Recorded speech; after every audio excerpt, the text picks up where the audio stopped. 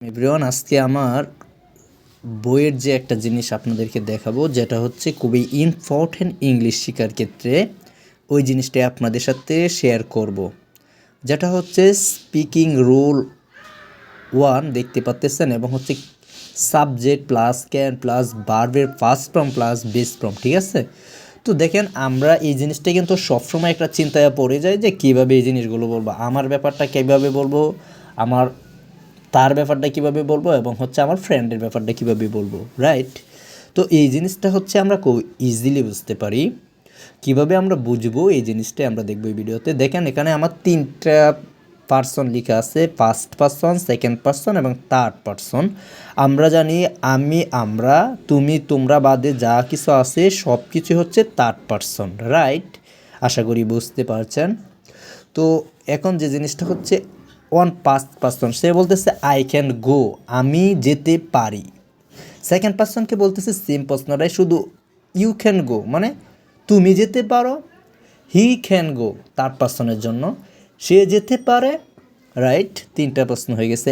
আমি লিখতে পারি, আই ক্যান রাইট, আমি লিখতে পারি। হি ক্যান রাইট, সে লিখতে পারে। ইউ ক্যান রাইট, তুমি লিখতে পারো। গেল 2 নাম্বারটা। আমরা যদি এখন 3 নাম্বারটা দেখি, 3 নাম্বারটা হচ্ছে I can read, you can read, he can read, অর্থাৎ আমি পড়তে পারি, সে পড়তে পারে, তুমি পড়তে পারো, এরকম একটা প্রশ্ন। আমি আসতে পারি, I can come, you can come, তুমি আসতে পারো। হি ক্যান কাম, সে আসতে পারে। অর্থাৎ এখানে যদি কোনো পুরুষ মহিলা বা মানে নারী হয়, মানে গার্লস হয়, তাহলে সেটা হবে she can go, she can come, she can write, she can read, she can play, she can read, she can go. I hope if you understand this word everybody.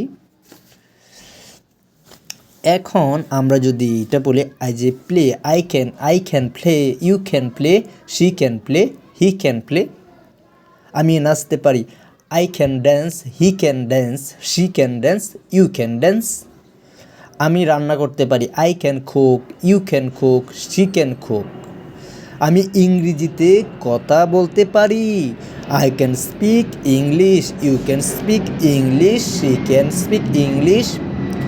This is the very important. এই 3টা part আপনি যদি I can, you can, she can এই পার্টগুলো খুব সুন্দরভাবে বুঝতে পারেন, তাহলে আপনার জন্য ইংলিশটা ভেরি ইজি হয়ে যাবে ব্রাদার অ্যান্ড সিস্টার। তো এরপরে হচ্ছে আমরা সেকেন্ড পার্টটা পড়বো। তো এই ভিডিওটা আমাদের এই পর্যন্তই থাকবে।